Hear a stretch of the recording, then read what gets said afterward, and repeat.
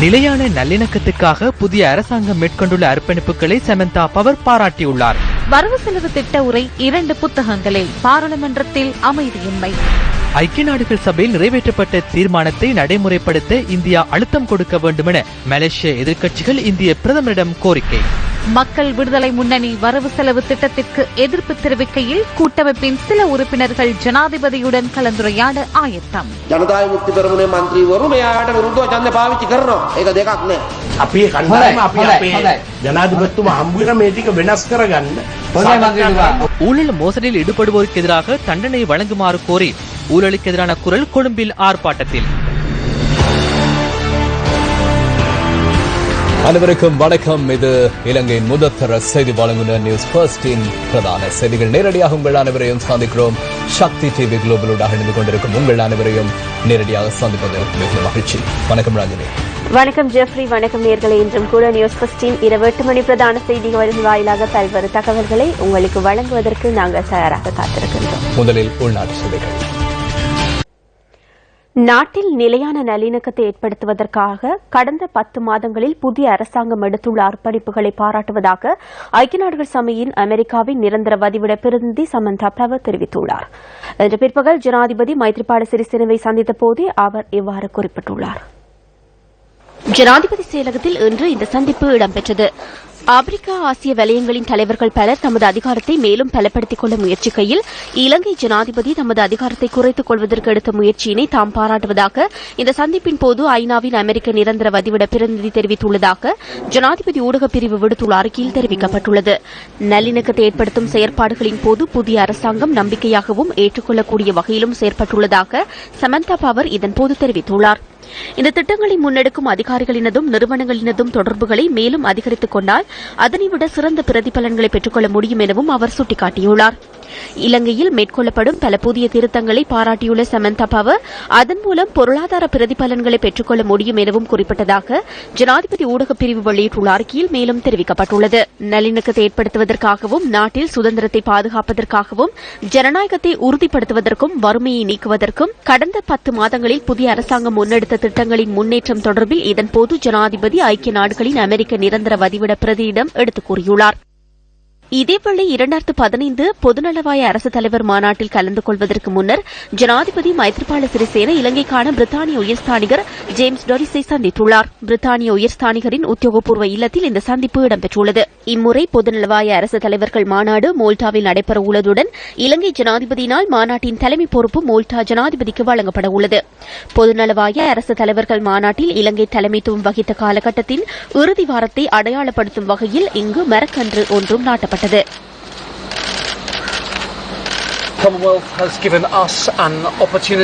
நீங்கள் வகித்த பொதுநலவாய அமைப்பின் தலைமை பொறுப்பினால் எமது நாடுகளுக்கும் இடையிலான உறவுகளை மேலும் வலுப்படுத்திக் கொள்வதற்கு சிறந்த சந்தர்ப்பம் கிடைத்தது. அதனை ஒரு சிறந்த சந்தர்ப்பமாக கருதுகின்றோம். அதனால் அதனை நினைவூட்டும் வகையில் மரக்கன்று நட்டியுள்ளோம். எமது 2 நாடுகளும் பரிசில் கைச்சாத்திட்டு சர்வதேச உடன்படிக்கைக்கு அமைய புவி வெப்பநிலையை குறைப்பதற்கான ஒருங்கிணைந்த அறிவிப்பை இது பிரதிபலிக்கின்றது.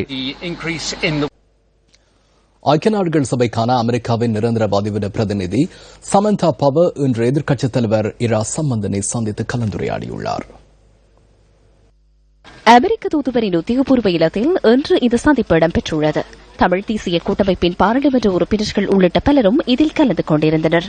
சந்திப்பின் பின்னர் ஊடகங்களுக்கு கருத்து தெரிவித்த தமிழ் தேசிய கூட்டமைப்பின் பாராளுமன்ற குழு தலைவரும் எதிர்க்கட்சித் தலைவருமான இரா சம்பந்தன், ஒரு மிகவும் திருப்திகரமான சந்திப்பு. நாங்கள் பேச வேண்டிய விடயங்கள் எல்லாவற்றை பற்றியும் பேசியிருக்கின்றோம்.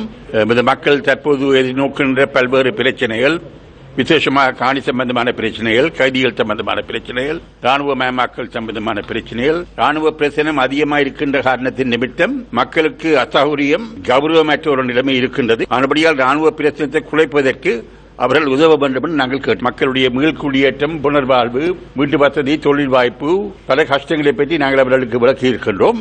எல்லாவற்றிற்கும் மேலாக ஐக்கிய நாடு சபையினுடைய தீர்மானம் முழுமையாக நிறைவேற்றப்பட வேண்டும். அந்த தீர்மானத்தை முழுமையாக நிறைவேற்றுவதற்கு அமெரிக்காவும் ஐக்கிய நாடு மனித உரிமை பேரவையும் தங்களுடைய கடமைகளை முறையாக புரிய வேண்டும். அவருடைய உதவி தொடர்ந்து எங்களுக்கு தேவை.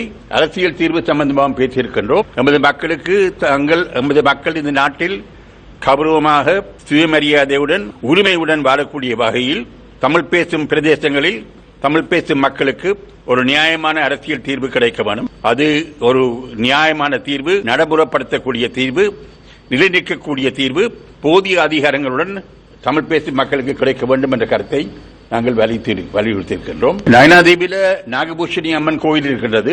அது நயனாதீபா தொடர்ந்து இருக்க வேண்டும்.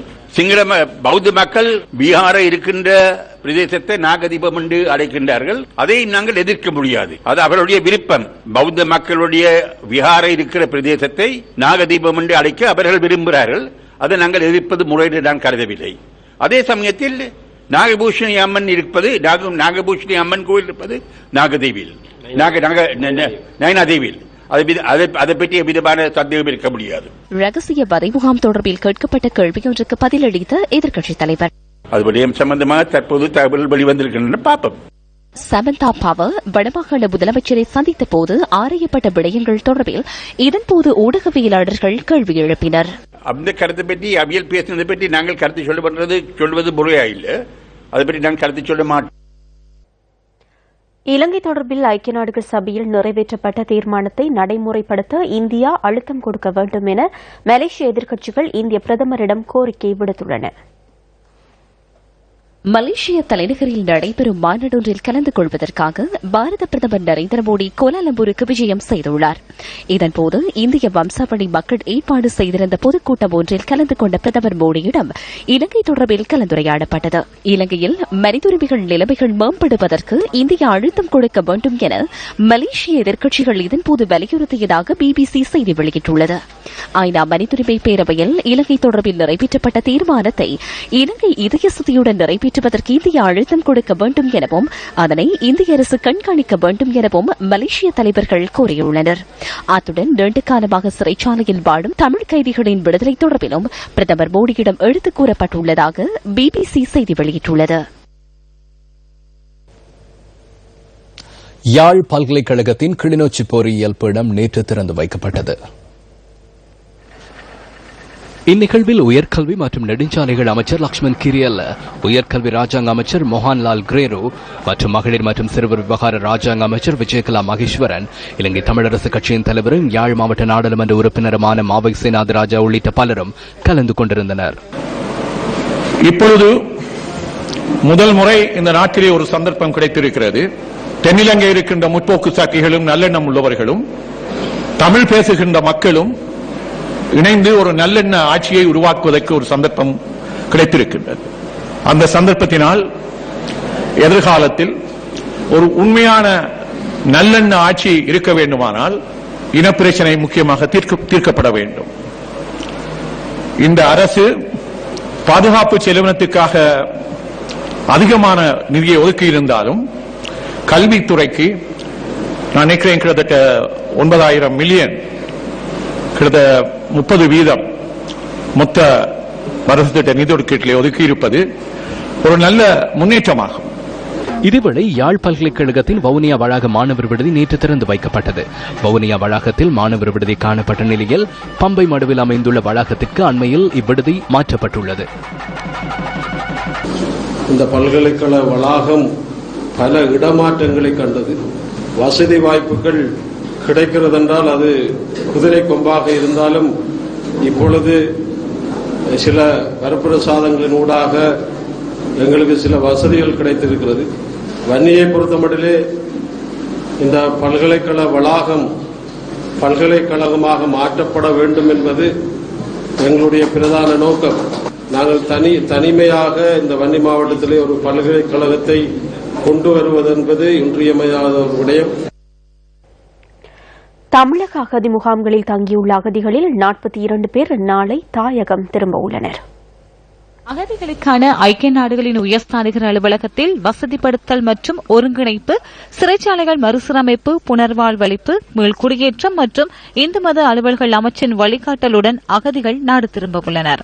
42 அகதிகளும் நாளை காலை நாட்டை வந்தடைவார்கள் என சிறைச்சாலைகள் மறுசீரமைப்பு, புனர்வாழ்வு, மீள்குடியேற்றம் மற்றும் இந்து மத அலுவல்கள் அமைச்சின் செயலாளர் வே. சிவஞான ஜோதி நியூஸ் ஃபர்ஸ்டுக்கு தெரிவித்தார். இலங்கையை வந்தடைவதற்காக இலவச விமான பயணச்சீட்டு அகதிகளுக்கான ஐக்கிய நாடுகளின் உயர்ஸ்தானிகர் அலுவலகத்தினால் வழங்கப்படுவதாகவும் அவர் குறிப்பிட்டார். இதேவேளை மேலதிகமாக 20 கிலோ பொருட்களை கொண்டு வருவதற்கான அனுமதியும் அகதிகளுக்கு அமைச்சினூடாக வழங்கப்பட்டுள்ளது. நாட்டை வந்தடையும் அகதிகளுக்கும் அரசினூடாக அனைத்து வசதிகளும் பெற்றுக் கொடுக்கப்படும் எனவும் அமைச்சின் செயலாளர் குறிப்பிட்டார்.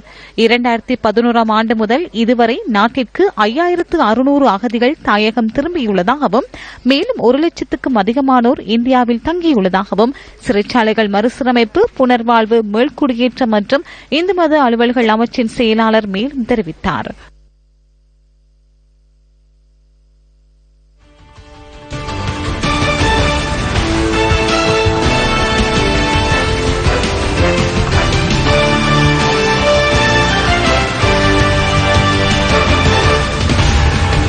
இது இலங்கையின் முதற்தர செய்தி வழங்குகிற நியூஸ் ஃபர்ஸ்டின் பிரதான செய்திகள்.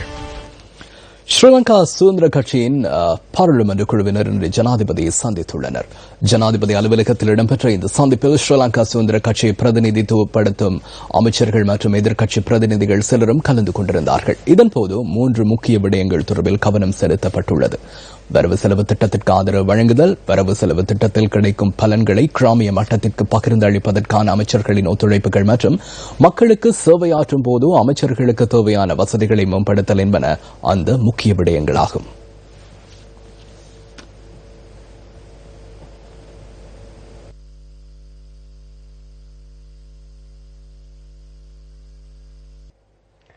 பத்தனை கெலிவத்த தோட்டத்தில் உள்ள தேயிலை தொழிற்சாலையை மீள திறக்குமாறு கோரி இன்று தொழிலாளர்கள் தொழிற்சங்க நடவடிக்கையில் ஈடுபட்டனர்.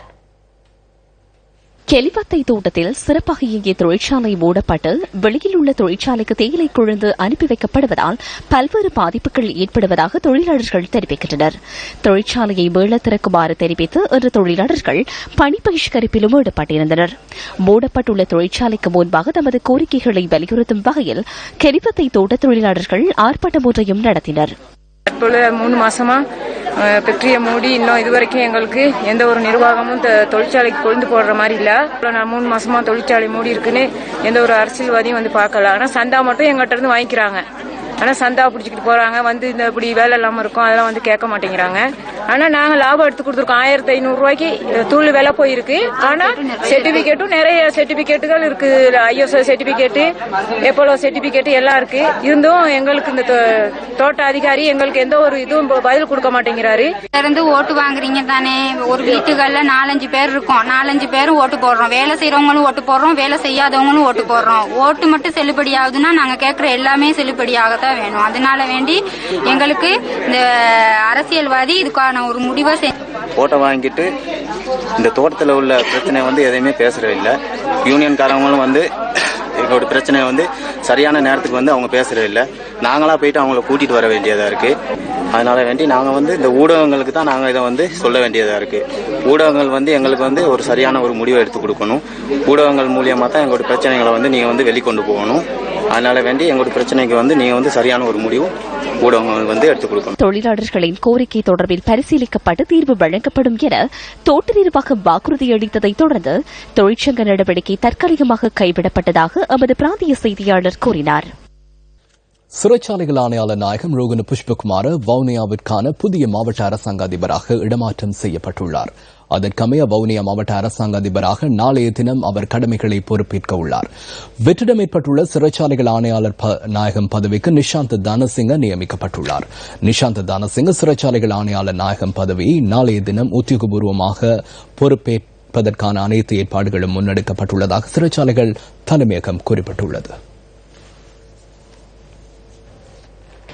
வவுனியாவில் நடைபெற்ற ஊடக சந்திப்பில் கருத்து வெளியிட்ட வன்னி மாவட்ட பாராளுமன்ற உறுப்பினர் கே மஸ்தான், தற்பொழுது அரசியல் கைது விடயங்களில் எமது ஜனாதிபதி அவர்கள் சில பாரிய அழுத்தங்கள் பெரும்பான்மை சமூகத்தில் தீவிர போக்குடையவர்களால் இருந்து வந்தாலும்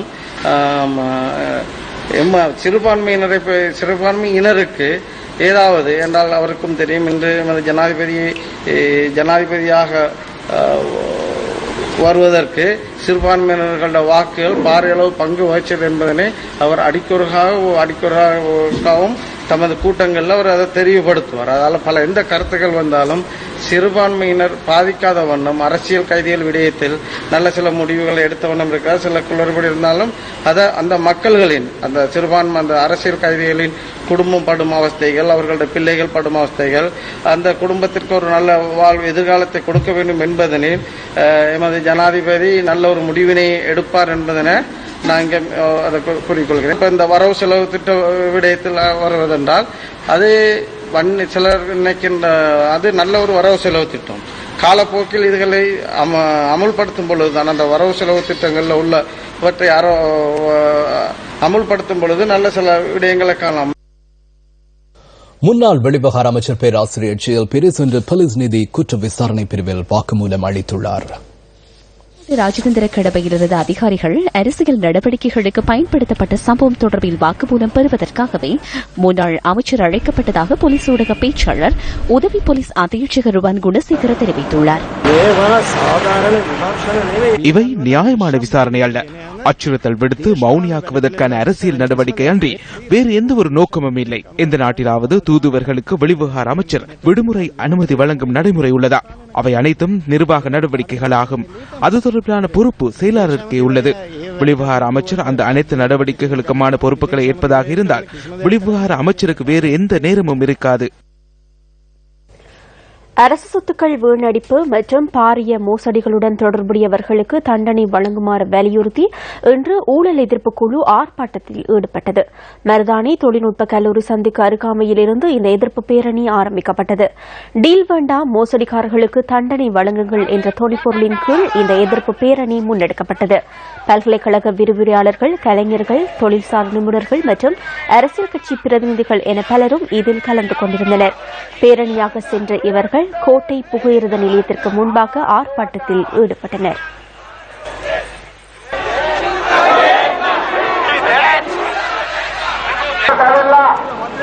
இரண்டாயிரத்து 16 ஆண்டுக்கான வரவு செலவு திட்டத்தின் இரண்டாம் வாசிப்பு மீதான விவாதத்தின் இரண்டாம் நாள் என்றாகும்.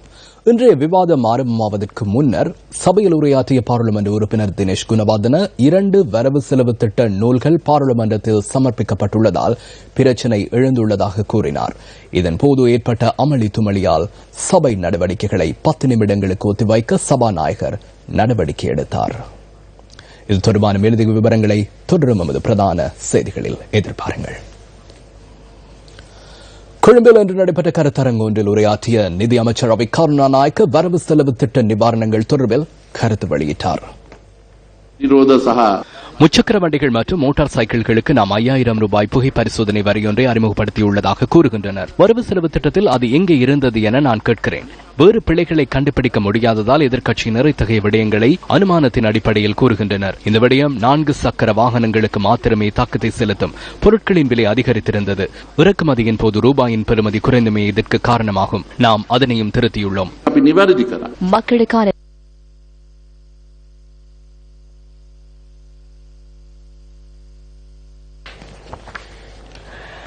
2016 ஆண்டுக்கான வரவு செலவு திட்டத்தின் 2ஆம் வாசிப்பு மீதான விவாதத்தின் 2ஆம் நாள் இன்றாகும். இன்றைய விவாதம் ஆரம்பமாவதற்கு முன்னர் சபையில் உரையாற்றிய பாராளுமன்ற உறுப்பினர் தினேஷ் குணவர்தன 2 வரவு செலவு திட்ட நூல்கள் பாராளுமன்றத்தில் சமர்ப்பிக்கப்பட்டுள்ளதால் பிரச்சினை எழுந்துள்ளதாக கூறினார். இதன்போது ஏற்பட்ட அமளி துமளியால் சபை நடவடிக்கைகளை 10 நிமிடங்களுக்கு ஒத்திவைக்க சபாநாயகர் நடவடிக்கை எடுத்தார். ஏற்கனவே சமர்ப்பிக்கப்பட்ட நூலுக்கும் இன்று சமர்ப்பிக்கப்பட்ட நூலுக்கும் இடையிலான வேறுபாட்டை கௌரவ நிதியமைச்சர் சபையில் அறிவிக்க வேண்டும்.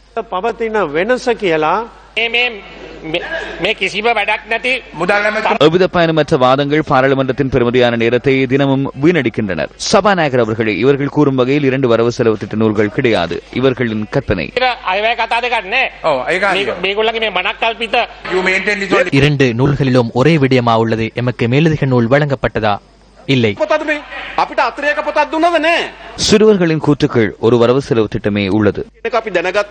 நாம் கேள்வி எழுப்பும் போது நாம் சிறுவர்களை போன்று செயற்படுவதாக சபை முதல்வர் கூறுகின்றார். சபாநாயகர் அவர்களே, இது தவறாகும். இது நியாயமான பிரச்சினை. சிறு பிள்ளை யார் என்பதனை நாம் கண்டுகொண்டுள்ளோம். முன்பள்ளி சிறுவர்களிடம் 7ஆம் வகுப்பு புத்தகத்தை வாசிப்பதற்கு கொடுக்கப்பட்டதை போன்றே வரவு செலவு திட்டம் வாசிக்கப்பட்டது. அந்த சிரமத்தை நாம் கண்டோம். ஆகவே யார் சிறுவர்கள் என்பதை நாம் கண்டுகொண்டோம். ஆகவே சிறுவர்களாக எம்மை சுட்டிக்காட்ட வேண்டாம்.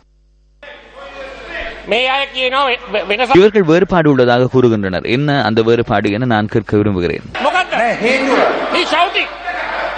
சபை முதல்வர் அவர்களே, புதிய நூல் வழங்கப்பட்டமைக்கான காரணத்தை விளக்கினால் பிரச்சனை முடிந்துவிடும். இந்த விடயத்துக்கு பொறுப்பான அமைச்சர் பாராளுமன்றத்தில் இல்லை, பிரதி அமைச்சரும் இல்லை. உங்களுக்கு முடியாவிட்டால் குறைந்தபட்சம் என்ன நடந்துள்ளது என்பதனை அவர்களாவது கூற வேண்டும். நான் ஆரம்பம் முதலே கூறுகிறேன், ஒரு வரவு செலவு திட்டமே உள்ளது. இன்று தெளிவூட்டலை வழங்க வேண்டும். இந்த நூல் இன்று நிதி அமைச்சினால் விநியோகிக்கப்பட்டால் அது புதிய நூலா? எமக்கு ஏற்கனவே வழங்கப்பட்ட நூல் அல்ல. சபாநாயகர் அவர்களே, அப்படியாயின் நாம் எவ்வாறு விவாதிக்க முடியும்? 2 ஆவணங்கள் வழங்கப்பட்டால் அதற்கான காரணத்தை அறிவதற்கான உரிமை சபைக்கு உள்ளது. 2 முந்தையாகும். அப்படியாயின் ஏன் இன்று பகிர்ந்தளித்தீர்கள்? காரணம் என்ன? சற்று பொறுக்கவும், நான் கூறுவது நீங்கள் செய்வெடுக்கவில்லை. நீங்கள் கூறுவதை கேட்கின்றேன். வரவு செலவு திட்டம் சமர்ப்பிக்கப்பட்ட நாளன்று குறைந்த அளவிலான நூல்களே கொண்டு வரப்பட்டிருந்தன. சபை நடவடிக்கைகளை 10 நிமிடங்களுக்கு ஒத்திவைக்கின்றோம். மீண்டும் சபை நடவடிக்கைகள் ஆரம்பமான போது நிதியமைச்சர் ரவி கருணாநாயக்க 2 நூல்கள் விநியோகிக்கப்பட்டமைக்கான காரணத்தை தெளிவுபடுத்தினார். இந்த நூலை காலை 9 மணி வரை அவர்கள் அச்சிட்டுக் கொண்டே இருந்தார்கள். காலை 5 மணிக்கு ஒரு இயந்திரம் உடைந்து அதில் 3 பக்கங்கள் சிக்கியிருந்தன. நிதி அமைச்சர் அனைத்து விடயங்களையும் பாராளுமன்றத்தில் வாசிக்க வேண்டியது அவசியமாகும். சுமார் 50 புத்தகங்களில் 3 பக்கங்களில் வேறுபாடு உள்ளதாக எமது செயலாளருக்கு அறிவிக்கப்பட்டிருந்தது. புதிய நூல் ஒன்றை அச்சிட்டு வழங்குவோமா என அவர் கேட்டார். அதனை செய்யுமாறு நான் கூறினேன். அதன் தெளிவற்ற நிலையே இன்று ஏற்பட்டது. 116 பக்கங்களில் 121 பந்திகள் தொடர்பான பிரச்சனையே உள்ளது. புதிதாக ஒன்றும் சேர்க்கப்படவில்லை. வேறு நோக்கமும் கிடையாது.